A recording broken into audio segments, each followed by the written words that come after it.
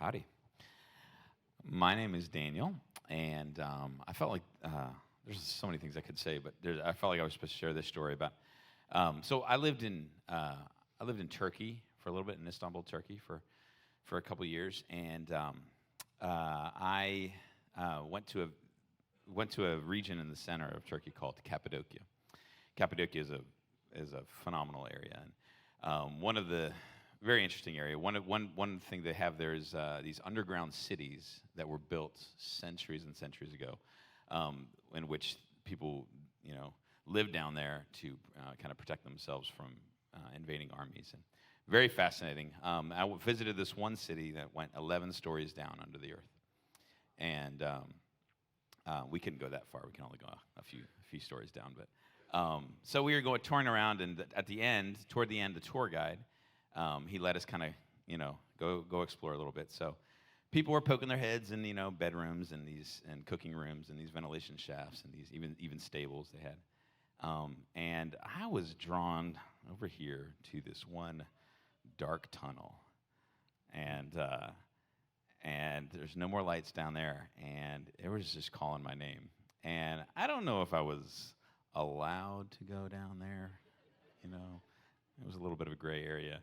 And I didn't seek to, clarify. But, I kind of went down there. I put my headlamp on, and I just go down, and it's dark and dark and dark, and I just keep going down into the depths of the earth.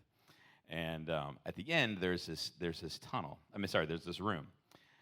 And so I go into this room, and it's just this completely blank room, and I sit down in the dirt in this room. And it was jolting. All of a sudden, I realized the silence. There was complete and utter silence.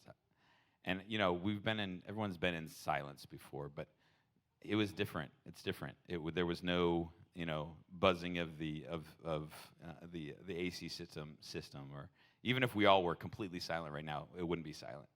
Here was completely silent. No distant traffic, no chirping of birds, no muttered voices, and it was jolting. But as I was sitting in silence, I heard his voice so clearly. He just said, "I am here," and I was just like, "Yeah, you are here, aren't you?" I was like, "Yeah, I know it. You're here," and then I took my headlamp and I just shut it off. Complete and utter darkness. I put my hand in front of my face, nothing. And so I'm sitting in this dirt room, several stories down in the earth, and it's a little bit terrifying, a little bit, honestly. Utter darkness, overwhelming silence, but then it was just exhilarating because I knew I was in the presence. I was sitting in that room with Jesus. And I in some ways felt like I was in Jonah in the belly of the whale, or like in the tomb with Jesus. Like I was sitting not in the tomb with Jesus, but that's what it felt like. I was sitting right next to him. And it was undeniable.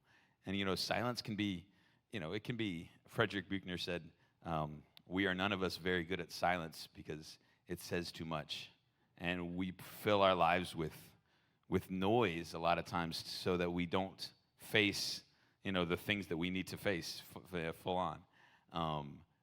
But in that moment, his voice was overwhelming in that silence. I am here. Wow.